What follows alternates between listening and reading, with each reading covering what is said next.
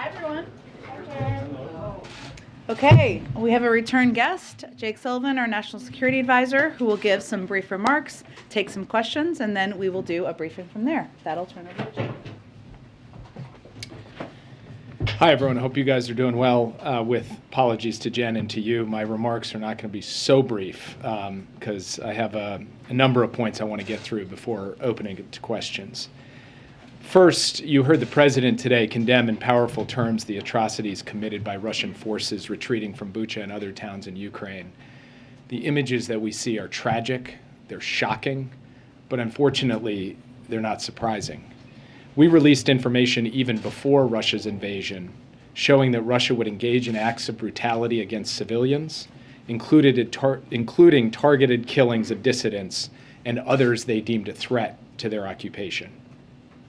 And as the horrific images that have emerged from Bucha have shown, that's exactly what they have done. We had already concluded that Russia committed war crimes in Ukraine, and the information from Bucha appears to show further evidence of war crimes. And as the president said, we will work with the world to ensure there is full accountability for these crimes. We are also working intensively with our European allies on further sanctions to raise the pressure and raise the cost on Putin and on Russia. Today, I'd like to take a step back and talk about where we are and where we think we are going. Russia launched its invasion of Ukraine more than a month ago. When Russia started this war, its initial aims were to seize the capital of Kyiv, replace the Zelensky government, and take control of much, if not all, of Ukraine. Russia believed that it could accomplish these objectives swiftly and efficiently. But Russia did not account for the strength of the Ukrainian military and the Ukrainian people, or the amount or effectiveness of military assistance provided by the United States and its allies and partners. The Ukrainian people, backed resolutely by the United States and other nations, have held firm. Kyiv and other cities still stand. The Ukrainian military has performed exceptionally well, and many Ukrainian civilians have joined local militias in addition to using nonviolent means to resist. Vladimir Putin also believed that the West would not hold together in support of Ukraine. Russia was surprised that President Biden and the United States were so effective in rallying the world to prepare for and respond to the invasion. And after President Biden reinforced and reinvigorated Western unity at a series of summits in Brussels just 11 days ago, the Russians have now realized that the West will not break. At this juncture, we believe that Russia is revising its war aims. Russia is repositioning its forces to concentrate its offensive operations in eastern and parts of southern Ukraine, rather than target most of the territory. All indications are that Russia will seek to surround and overwhelm Ukrainian forces in eastern Ukraine. We anticipate that Russian commanders are now executing their redeployment from northern Ukraine to the region around the Donbass in eastern Ukraine. Russian forces are already well on their way of retreating from Kyiv to Belarus, as Russia likely prepares to deploy dozens of additional battalion tactical groups, constituting tens of thousands of soldiers, to the front line in Ukraine's east. We assess Russia will focus on defeating Ukrainian forces in the broader Luhansk and Donetsk provinces, which encompasses significantly more territory than Russian proxies already controlled before the new invasion began in late February. Russia could then use any tactical successes it achieves to propagate a narrative of progress and mask or try to discount or downplay prior military failures. In order to protect any territory it seizes in the east, we expect that Russia could potentially extend its force projection and presence even deeper into Ukraine beyond Luhansk and Donetsk provinces. At least, that is their intention and their plan. In the south, we also expect that Russian military forces will do what they can to try to hold the city of Kherson, to enable their control of the water flow to Crimea, and try to block Mykolaiv so that Ukrainian forces cannot proceed to retake Kherson. In the north, Russia will likely keep pressure on Kharkiv. During this renewed ground offensive in eastern Ukraine, Moscow will likely continue to launch air and missile strikes across the rest of the country to cause military and economic damage, and frankly, to cause terror, including against cities like Kyiv, Odessa, Kharkiv, and Lviv. Russia's goal in the end is to weaken Ukraine as much as possible. Russia still has forces available to outnumber Ukraine's, and Russia is now concentrating its military power on fewer lines of attack. But this does not mean that Russia will succeed in the East. So far, Russia's military has struggled to achieve its war aims, while Ukraine's military has done an extraordinary and courageous job demonstrating its will to fight and putting its considerable capabilities to use. The next stage of this conflict may very well be protracted. We should be under no illusions that Russia will adjust its tactics, which have included and will likely continue to include wanton and brazen attacks on civilian targets. And while Moscow may be interested now in using military pressure to find a political settlement, if this offensive in the east proves to gain some traction, Russia could regenerate forces for additional goals, including trying to gain control of yet more territory within Ukraine. Now, as the images from Bucha so powerfully reinforce, now is not the time for complacency. The Ukrainians are defending their homeland courageously, and the United States will continue to back them with military assistance, humanitarian aid, and economic support. We know that military assistance is having a critical impact on this conflict.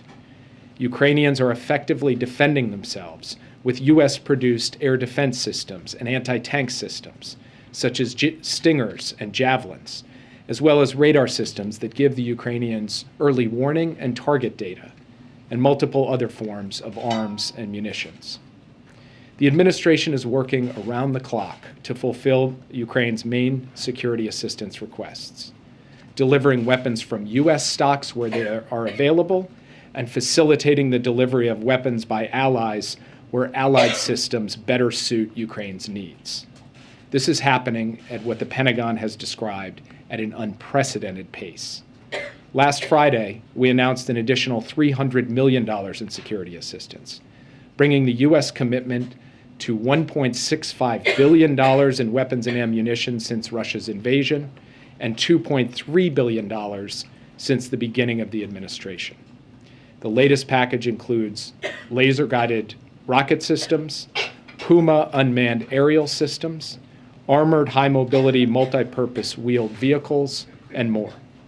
Material is arriving every single day, including today, from the United States and our allies and partners. And we will have further announcements of additional military assistance in the coming days. We are working with the Ukrainians, as I said, to identify solutions to their priority requests.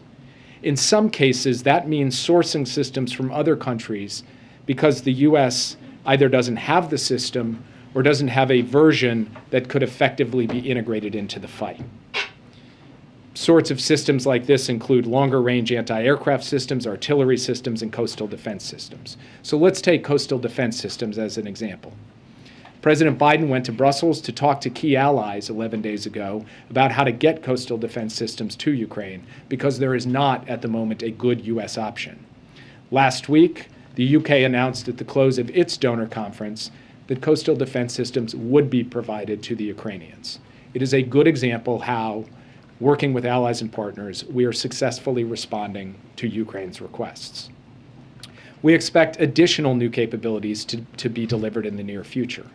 We can't always advertise what is being delivered out of deference to our allies and partners or for operational sensitivities, but we are moving with speed and efficiency to deliver. Let me close with this. Even as Russia acknowledges the failure of its initial plans and shifts its goals, three elements of this war remain constant. First, Russia will continue to use its military to try to conquer and occupy sovereign Ukrainian territory.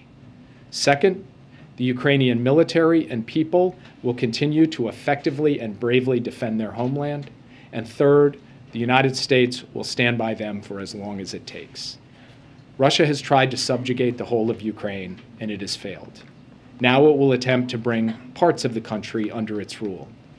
It may succeed in taking some territory through sheer force and brutality, but no matter what happens over the coming weeks, it is clear that Russia will never be welcomed by the Ukrainian people. Instead, its gains will be temporary as the brave Ukrainian people resist Russian occupation and carry on their fight for an independent, sovereign nation that they so richly deserve. And with that, I'd be happy to take your questions. Yeah. Jake, can I ask you about the president's call for a war crimes trial for Vladimir Putin? What are the mechanics of how the president sees that playing out? Would it be at the International Criminal Court or in some other tribunal? So we have to consult with our allies and partners on what makes most sense as a mechanism moving forward. Obviously, the ICC is one venue where war crimes have been tried in the past, but there have been other examples in other conflicts of other mechanisms being set up. So there's work to be done to work out the specifics of that.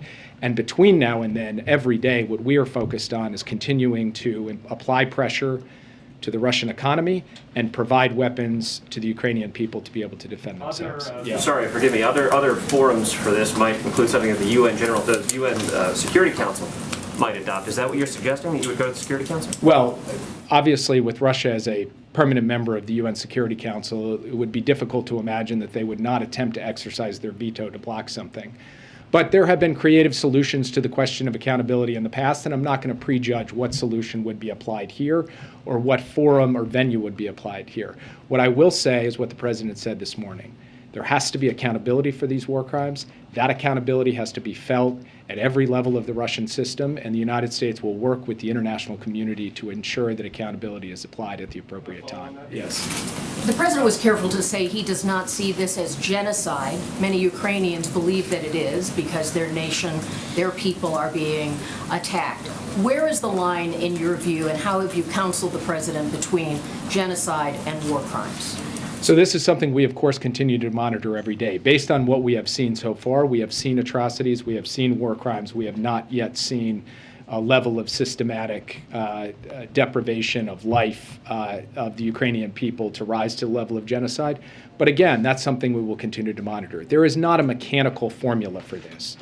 There is a process that we have run just recently at the State Department to ultimately determine that the mass killing of Rohingya in Burma constituted genocide. That was a lengthy process based on an amassing of evidence over a considerable period of time and involving, frankly, mass death, the mass incarceration of a significant portion of the Rohingya population. And we will look to a series of indicators along those lines to ultimately make a determination in Ukraine. But as the president said today, we have not arrived at that conclusion yet. Yes. Thanks. I just have 3 quick questions. When you say the next stage will be protracted, do you mean years? I mean, Russia has been in Crimea and Donbass since 2014. What's protracted? So we can't predict, but I would just say that so far this conflict has lasted a little more than 5 weeks. And yet, in that time, we've seen an enormous amount of killing and death, and also an enormous amount of bravery and success on the part of the Ukrainian forces. What I'm saying when I say protracted is that it may not be just a matter of a few more weeks before all is said and done. That first, quote-unquote, phase of the conflict, of the Russians have put it, was measured in weeks. This next phase could be measured in months or longer. In the beginning, the consensus seemed to be Russia was unstoppable. We just had to make the price as high as possible for them. Then new thinking is maybe Ukraine can actually win. Do you agree with that? And what would winning look like? So we believe that our job is to support the Ukrainians. They will set the military objectives. They will set the objectives at the bargaining table.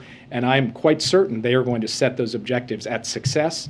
And we are going to give them every tool we can to help them achieve that success. But we are not going to define the outcome of this for the Ukrainians. That is up for them to define and us to support them in. That's what we're going to do. And we do have confidence in the bravery, skill, and capacity of the Ukrainian armed forces and the resilience of the Ukrainian people. One quick thing on chemical weapons. The president and other allies have promised consequences without saying what they would be.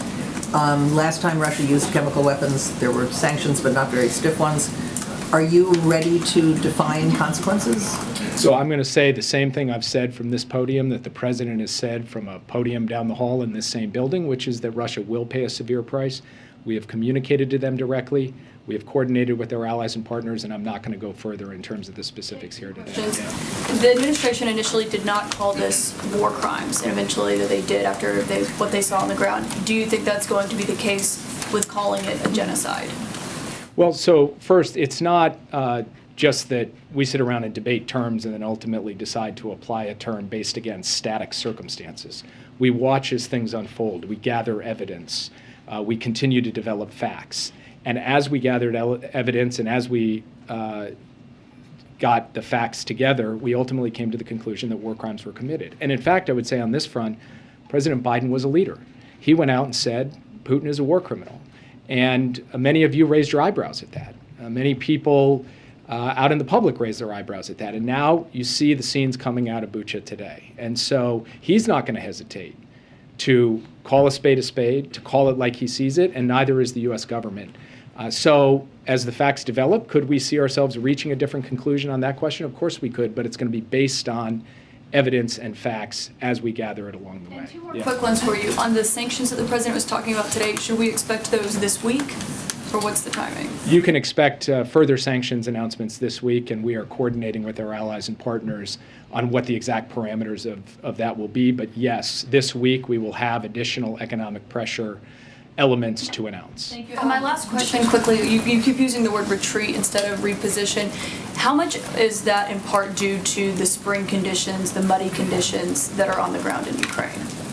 The reason I use the phrase retreat is just kind of quite simple common sense. It's not some fancy technical military term. It's a term that all of us understand, which is if you run pell-mell for an objective and you get stopped and then you start to get beaten back and then you withdraw, you pull out, that's what I would call a retreat. That's what happened to the Russians in Kyiv. They attacked Kyiv, they failed, they started to get beaten backwards by the Ukrainian military, and they ultimately retreated back across the border into Belarus. Now, with those forces, as I said in my opening comments, they are not intending to stand pat. They are going to reposition those forces to go after a different objective, a scaled-down objective, but nonetheless a dangerous and disturbing objective, which is to conquer and occupy territory in eastern Ukraine. And now it's our job to help the Ukrainian people have the tools they need to be able to stymie that objective. That is what we're intent on doing at this time. I know you're not willing to call it a genocide, but does the U.S. government have information that you can that you can use to independently corroborate Ukraine's allegations about atrocities in Bucha? So we have obviously got access to a lot of the information that you all have. We also have information that the Ukrainians have provided us directly, and we will also work with fact finders, independent fact finders as we go forward to get to a level of documentation that allows us to help build very strong dossiers of evidence for war crimes prosecutions, and that is what we intend to do. Now, on the question of the genocide determination, obviously we will continue on a daily basis to have consultations with the Ukrainians to reach determinations, and if at some point we reach the judgment that there in fact has been a level of atrocity, a level of killing, a level of intentional activity that rises to meet our definition of genocide, we'll call it for what it is. We have never hesitated to call out the Russians for what they have done in Ukraine, and we will not start now. Sorry, one quick question on France, Jake. They've suggested that a hefty EU-wide tariff should be imposed as opposed to a blanket ban on Russian energy imports into the EU. Does the U.S. support that, and will that be part of what you're planning to do next in terms of sanctions? We are having conversations as I stand here at this podium with senior officials in the main European capitals as well as in Brussels on the full range of sanctions options, including sanctions options or pressure options that relate to energy. I'm not going to negotiate that out at this podium. We want to make sure that we're able to pull together a consensus along with the rest of the European Union. The Kremlin is denying the images out of Bucha, saying that they don't show any kind of apparent execution. What is the U.S. doing to try and expose Russia's actions to its own citizens? I mean, what can we do to sort of fight this information war? Well, first, I would note that the Kremlin is working overtime to close down the information space inside of Russia, which is not exactly the action of a strong and confident government that feels really good about the story that it would be telling if it were allowing independent news sources to come in.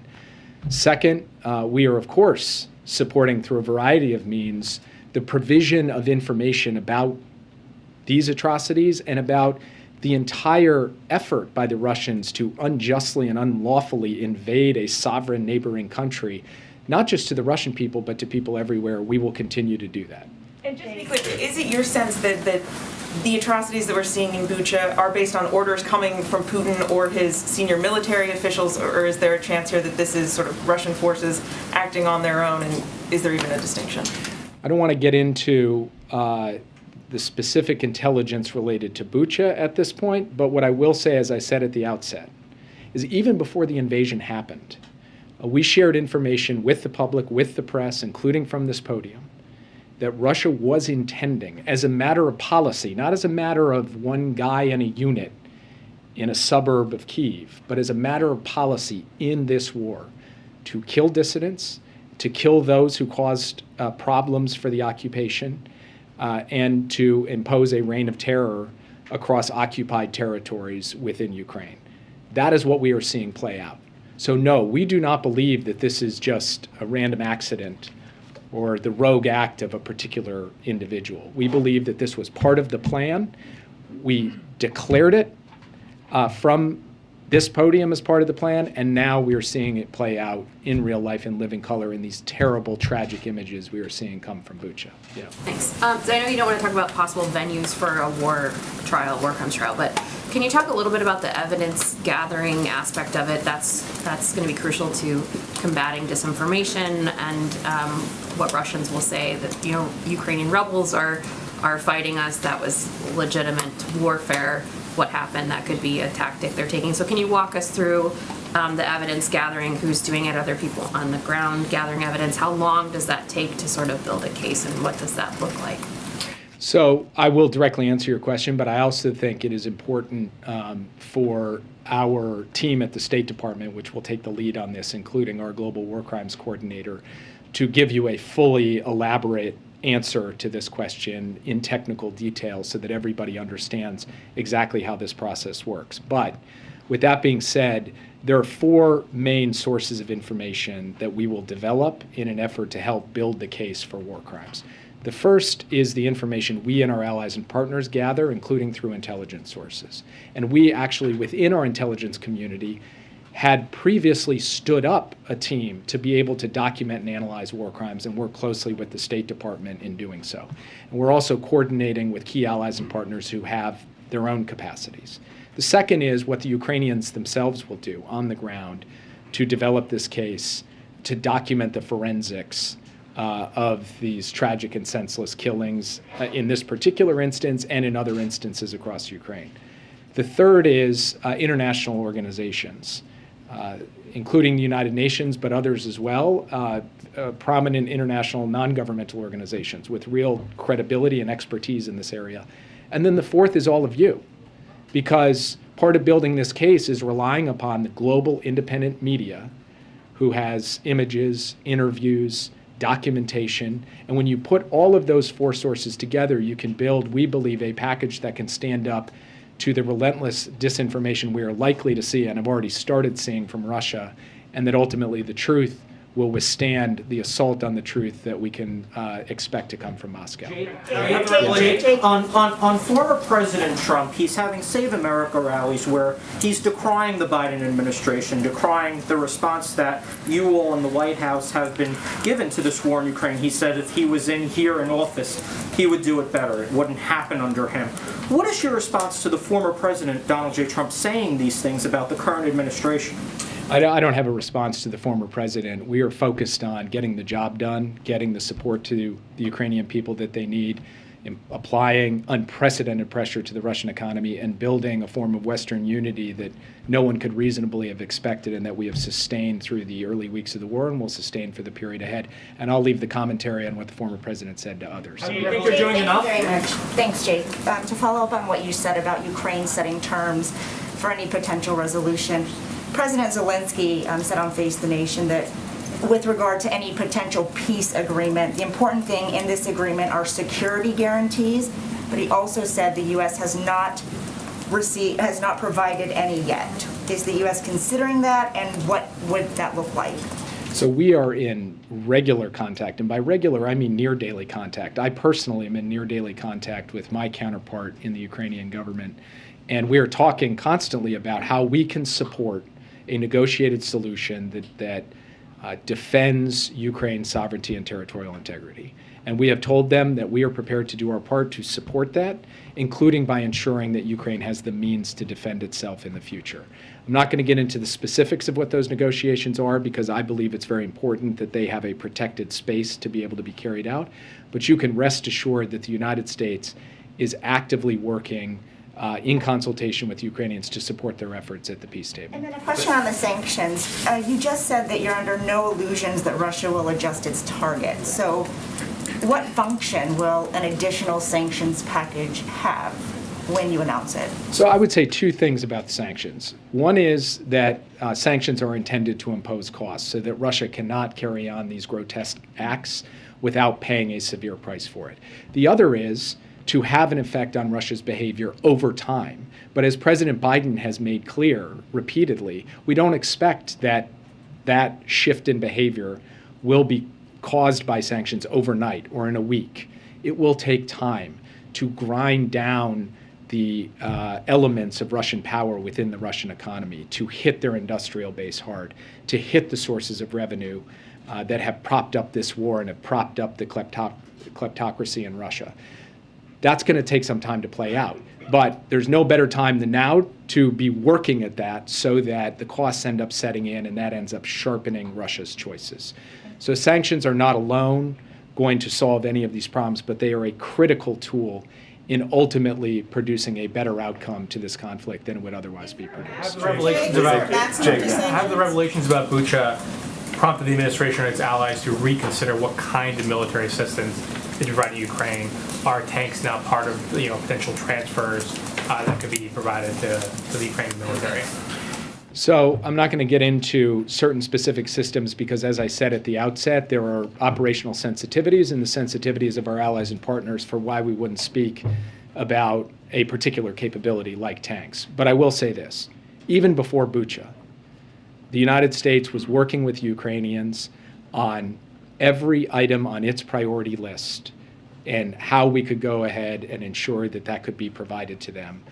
The only capability that we have discussed with them where there has been a difference in perspective that has been played out in living color in this podium many times over has been the question of direct facilitation from a U.S. airbase in Germany into contested airspace over Ukraine of MiG-29s. Otherwise, before Bucha, we were working with them on a wide range of capabilities, including some capabilities that people here were writing we weren't prepared to provide. That wasn't right.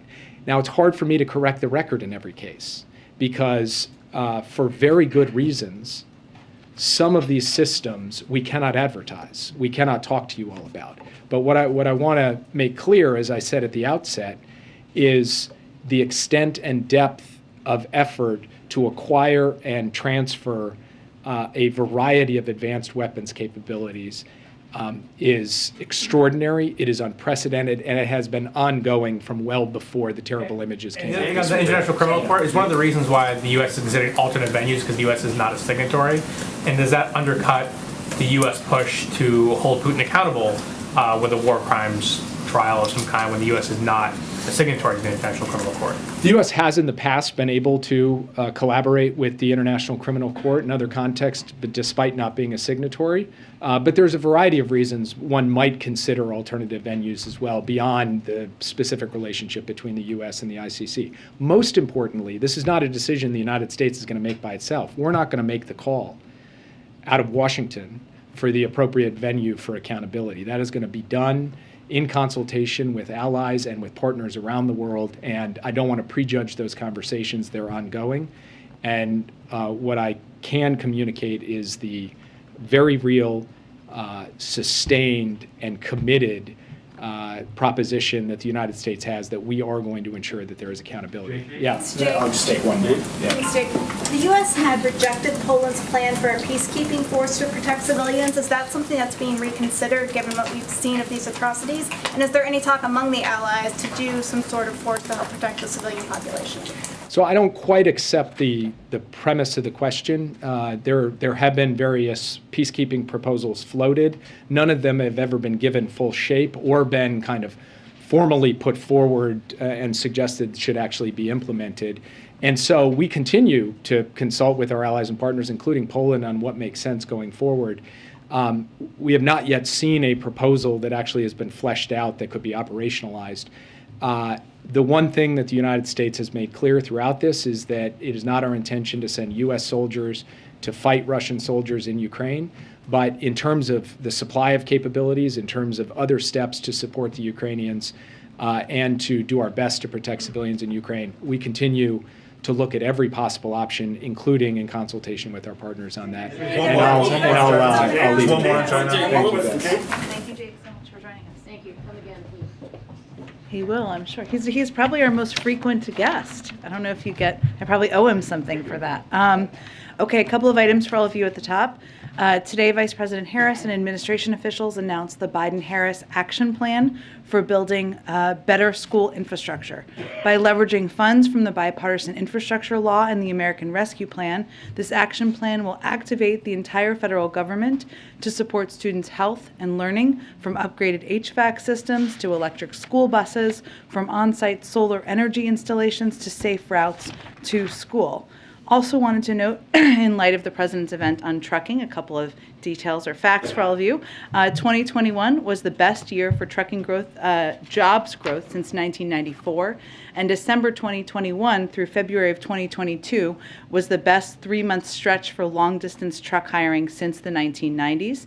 Thanks to the efforts of the Department of Transportation, we doubled the issuance of commercial driver's license issuances in January and February 2022 compared to the prior January and February of 2021. And over 100 employers, including Domino's, Frito-Lay, and UPS, launched registered apprenticeship programs in the past 90 days. This could result in more than 10,000 additional apprenticeships nationwide, which of course get more people, more truckers trained, more trucks on the road, more goods moving around and onto shelves across the country. Also wanted to note, I think you all saw this, but just to confirm for all of you, tomorrow the President and Vice President will be joined by former President Obama to highlight how the Affordable Care Act continues to lower health care costs for American families. This will be the first time former President Obama returns to the White House since leaving office. Since we've taken office, since President Biden has entered office, we've taken big steps to reduce health care costs and expand access to health care for the American people. And how President Biden and former President Obama both see the Affordable Care Act is an example, a shining example of how government can work for the American people. Not only did it ensure that millions of people had access to affordable health care, but it has been an opportunity to build on that and make changes and make improvements over the course of time, which of course is what they will talk about tomorrow. But even since the President took office, through the American Rescue Plan, we lowered premiums for 9 million Americans, the biggest expansion of affordable health care since the ACA. We've made affordable health coverage more accessible during the pandemic through the opening of the special enrollment period, which enabled nearly 3 million Americans to have access to newly sign up for coverage under the ACA. And President Biden has overseen the most successful open enrollment period in history last year, with a historic 14.5 million Americans signing up for ACA coverage, and another million people signing up for the basic health care program. So tomorrow they'll announce more steps. I'll also note, as they did every week when former President Obama was president and President Biden was vice president, that's a mouthful, they will have lunch tomorrow as well, as they used to do on a weekly basis. I would note they continue to talk regularly. They are real friends, not just Washington friends, and so I'm sure they will talk about events in the world as well as their families and personal lives. So I'll try to get around the room as best as I can, but Chris, why don't you kick us off? So one question on Title 42. Some Republican attorneys general are suing the administration over the plan to lift it. What is the administration's response, and administration concerns this would end up blocking the push to lift the order?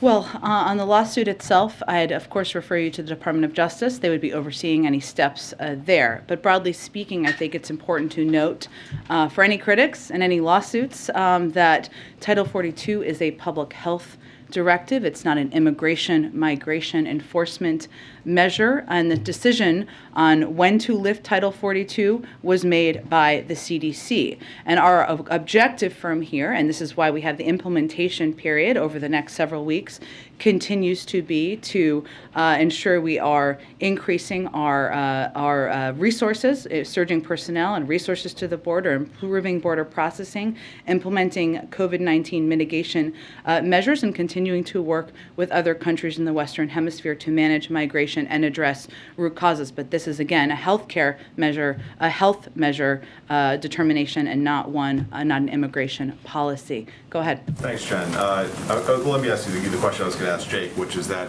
as part of this new effort to ramp up sanctions, is the administration going to be ramping up pressure on China and India to abide by existing sanctions?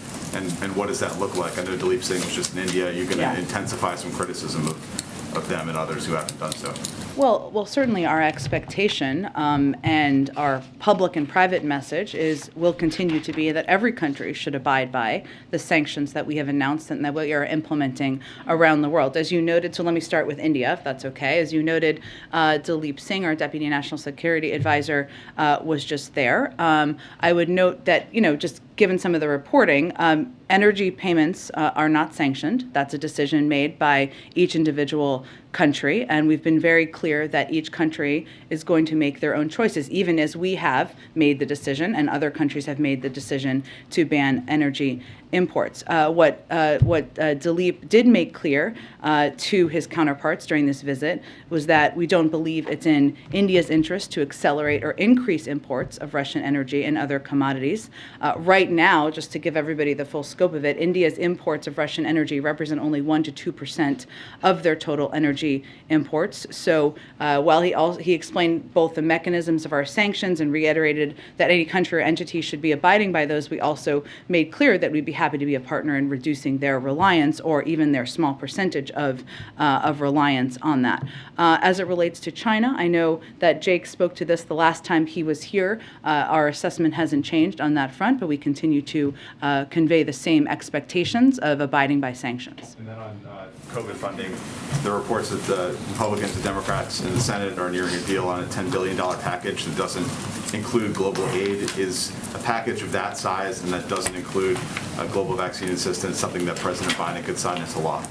Well, let me first say that we are encouraged by the strong progress that Congress is making in finalizing a deal, not yet final, but finalizing a deal to fund some of our most very urgent COVID response needs. I would remind everyone that what we had requested was $22.5 billion, not $10 billion, in order to achieve a number of objectives, including securing enough booster shots for the general population, purchasing more monoclonal antibodies and Evusheld for the immunocompromised, maintaining our testing capacity, getting shots in arms abroad, to go to your question, and funding for variant-specific vaccines if needed. So this does not, will obviously not meet all of those needs, dire needs in this country, and certainly our objective would continue to press for funding for international support for ensuring we continue to be the arsenal of vaccines in the world, regardless of what this final package looks like. I'd note that the reason that's so important is not just because of the need to have vaccine doses. It's because we need to, there are countries around the world who are refusing our vaccine doses because they don't have the mechanisms, the know-how, and the capacity to be able to distribute those doses. So that funding that we've been requesting, we'll continue to press for, would be accounting for that as well.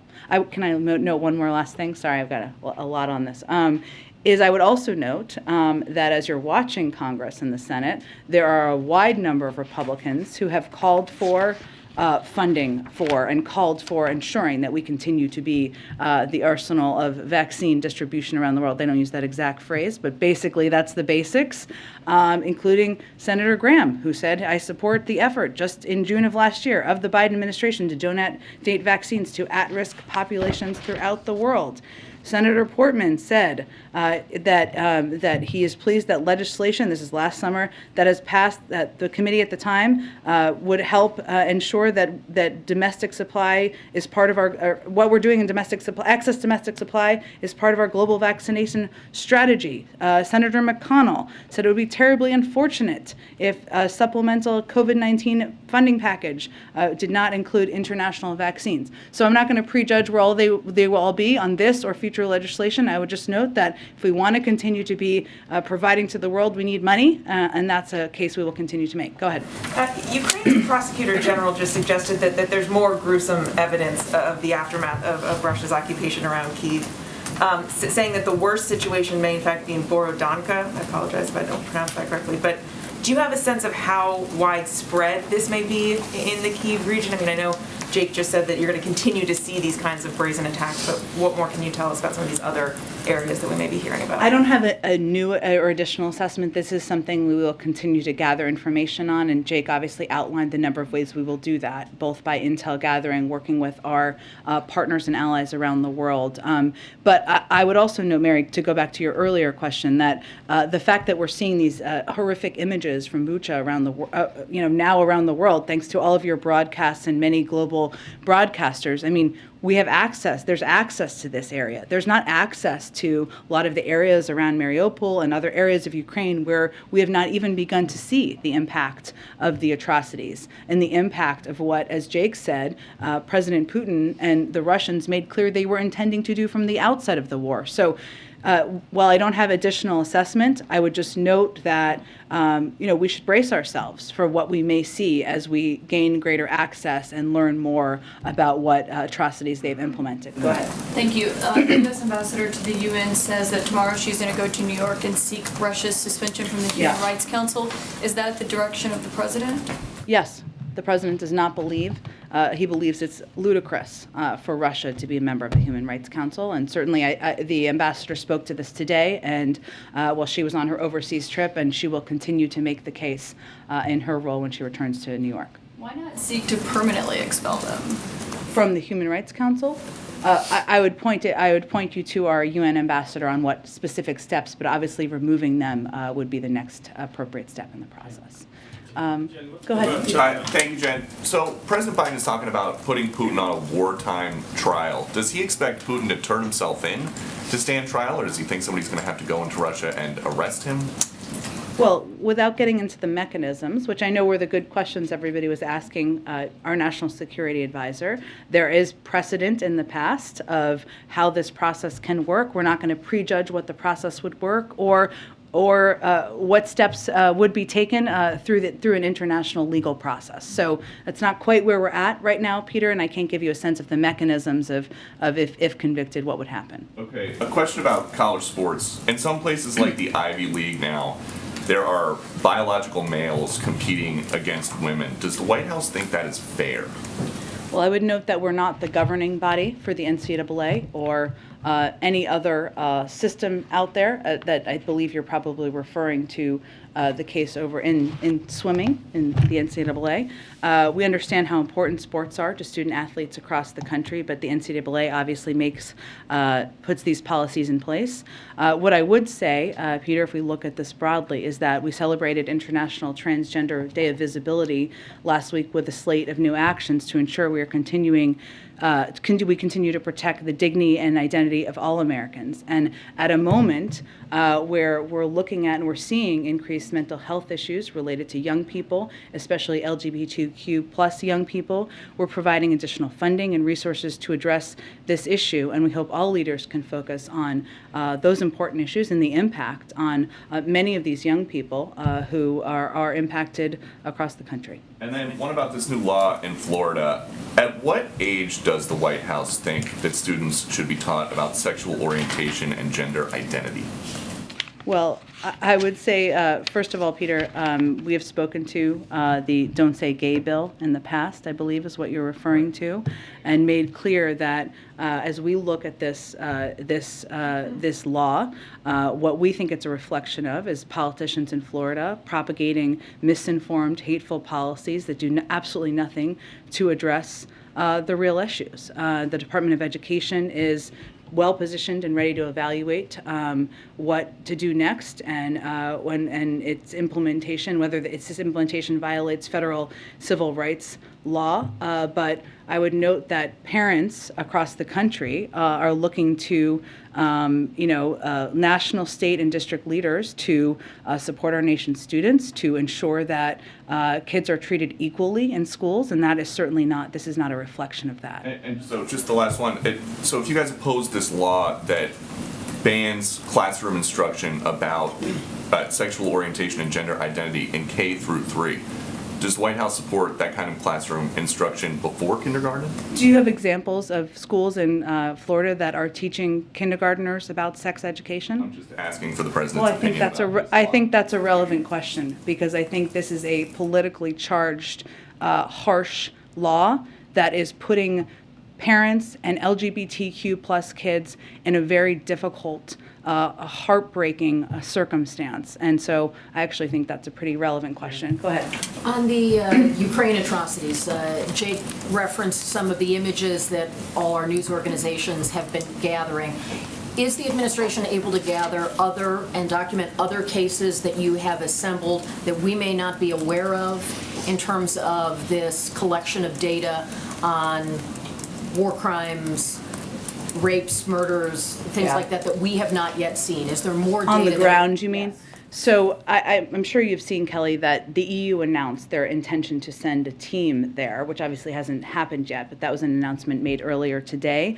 Certainly through intel gathering, we likely do have access to different types of information. We've declassified a range of information over the course of time, which I would expect we continue to do.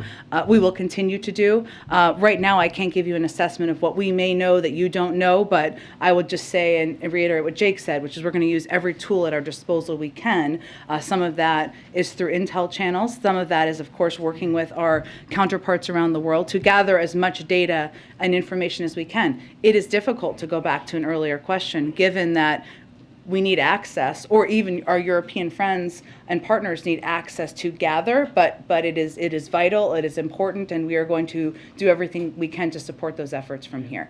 And if the Russians are able to take some territory in the east and have greater stability of their control there, would it ever be the U.S. position that that could be a stable outcome, or is maintaining the current map of Ukrainian sovereignty what the West would want? Sure. Well, it's going to be up to the Ukrainians and Ukrainian leaders to determine what the diplomatic path forward looks like here, what discussions, what negotiations they are comfortable with. What our objective is, and what tool we feel we can most be effective at, I should say, is supporting them and strengthening their hand in these negotiations. And that includes not just the economic support, the military support. I would note over the course of the last couple of days, the Department of Defense announced an additional package beyond what was announced just a few weeks ago. So we're going to continue to do that. But in terms of the negotiations and what they would be comfortable with, we're here to support them, and we're not going to predetermine that. Go ahead.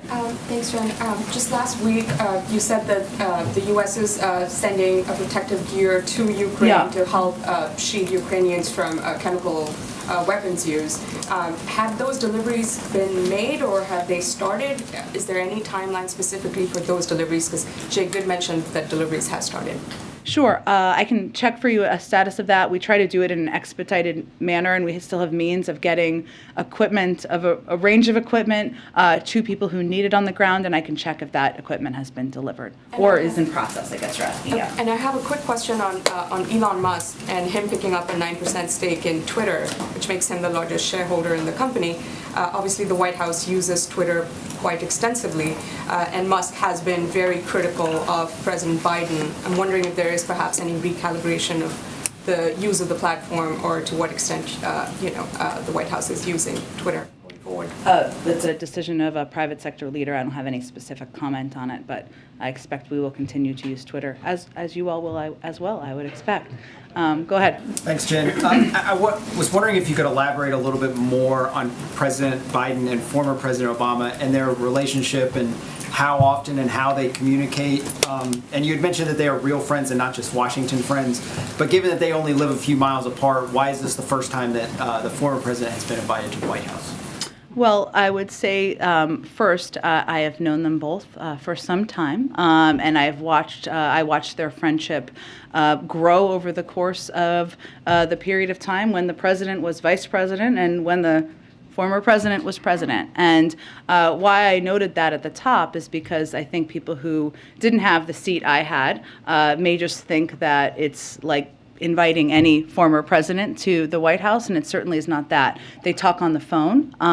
They do that on a regular basis. I'm not going to give you the number of times they've had conversations, but I would note they consult on a range of issues, but also about their families and things happening in their personal lives. And, it's not a relationship of obligation. It's one where they developed a deep and close friendship through the course of their time serving together, and that has continued. And tomorrow is, of course, exactly the right time to have the former president come here, given this is one of the proudest accomplishments that they worked on together, they shared together, and it is emblematic of their shared view and belief that government can work for people, and it can work for the American people. And this is an example of building on a success from more than 10 years ago and making it better over time. So, and I suspect that former President Obama will be back when there is a portrait unveiling and perhaps for other engagements here as well in the future. Go ahead, Karen. Thanks, Jen. Can you tell us how the president or the president's engaged with lawmakers in the last couple of days on the COVID funding deal, and has he talked to any Republicans on this?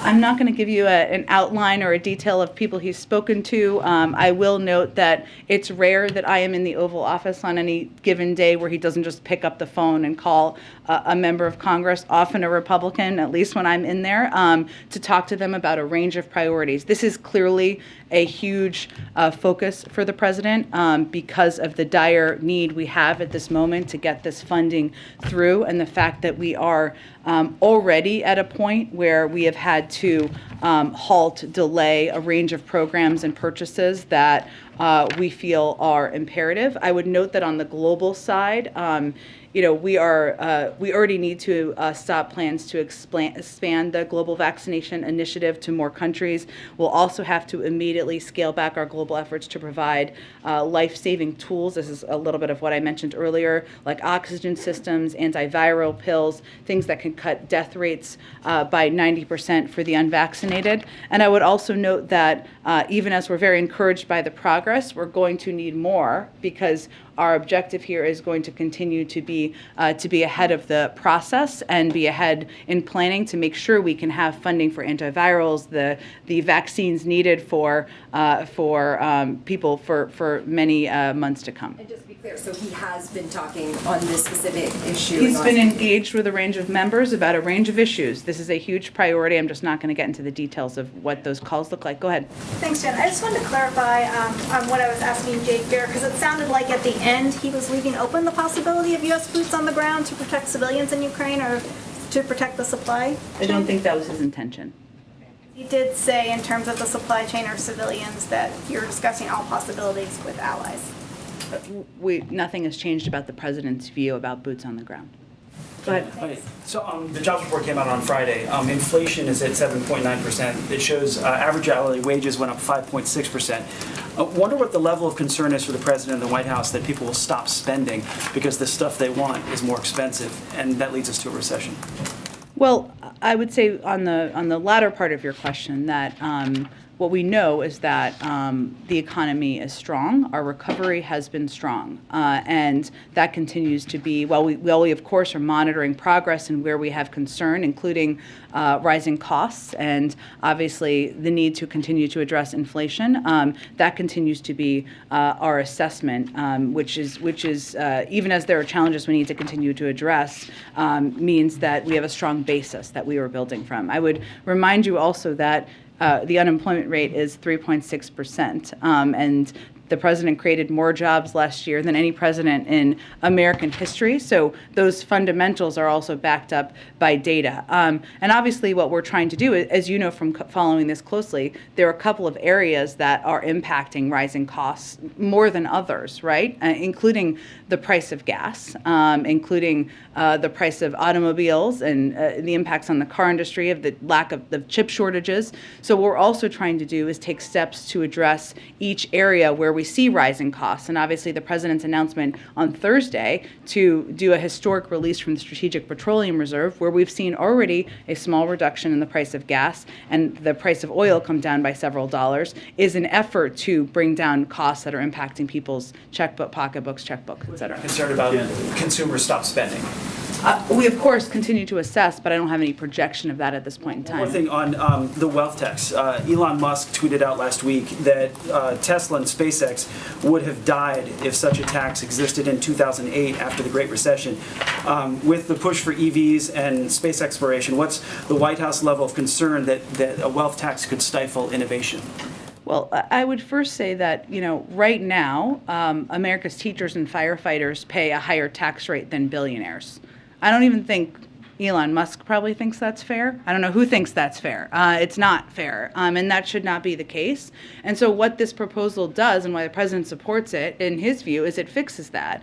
And this would close an unfair tax loophole and promote economic growth by encouraging productivity, enhancing investments. And really what it does, to get into the nitty-gritty of it, is, right now the super wealthy billionaires, I think everyone considers them super wealthy, are able to access the value of their assets even if they never sell them in order to finance lavish consumption. And right now, billionaires with unrealized gains borrow against their assets during their life at ultra-low interest rates. And when they die, they get a step up in basis and no taxes paid on the appreciation of their asset. In other words, their income is never taxed.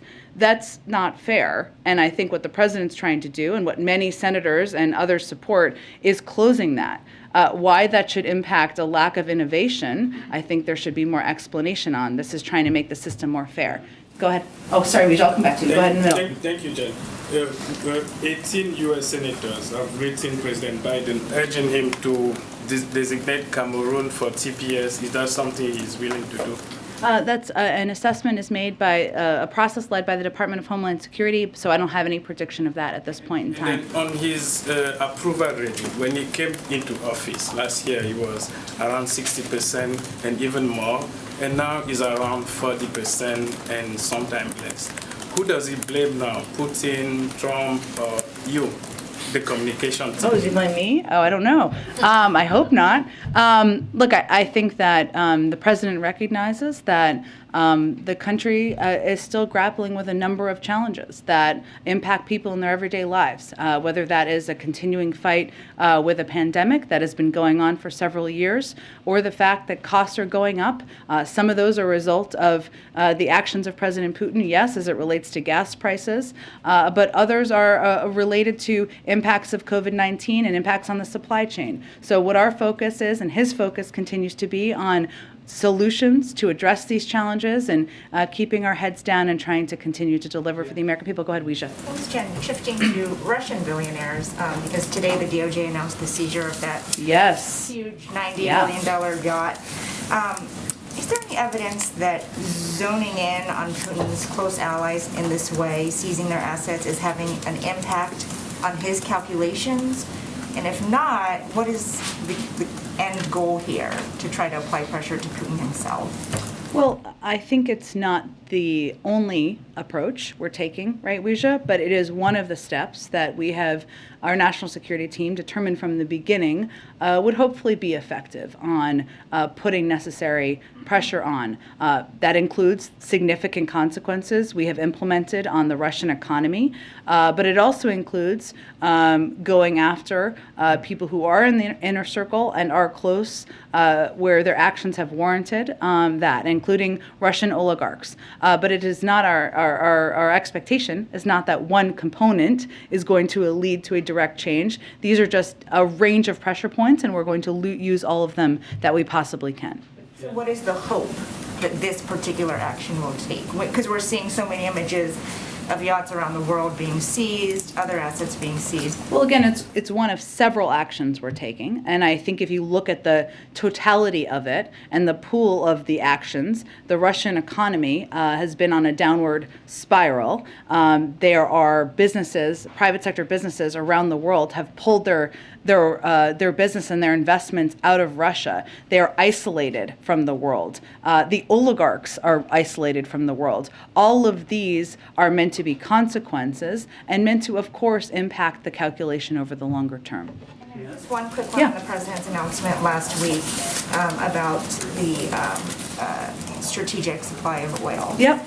So, you know, the crude prices came down. We saw that almost right away. But how long do you expect that Band-Aid will hold if OPEC does not also agree to ramp up production, which it has not so far? Well, here's how you should look at it.